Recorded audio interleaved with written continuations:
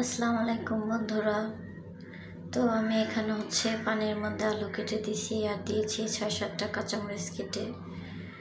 আর এটা কিন্তু নুডলস দিয়ে স্যুপ রান্না হবে। আর এখানে একটা ডিম ভেঙে দিয়েছি। আলুটা কিন্তু সেদ্ধ হওয়ার পরে আমি ডিমটা ভেঙে দিয়েছি।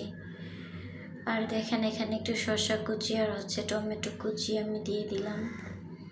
আর এইভাবে কিন্তু স্যুপটা আমার কাছে খেতে বেশ ভালো লাগে।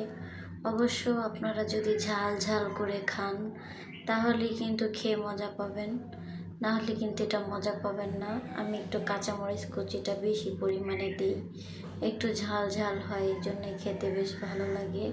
আর এখানে আমি 1 প্যাকেট নুডলস ব্যবহার করেছি, ছোট একটা প্যাকেট।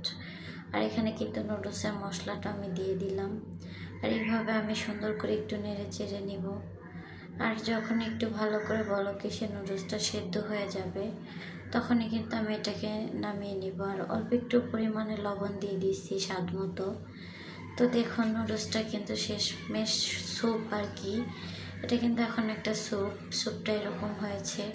আর এইভাবে স্যুপটা খেতে কিন্তু খুবই ভালো লাগে।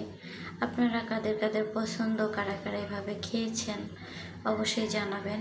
আর যারা না খেয়েছেন অবশ্যই ট্রাই করে দেখবেন, খুব ভালো লাগে। এ পর্যন্ত ভিডিওটা দেখে যারা লাইক করেন অবশ্যই একটা লাইক করে দিন।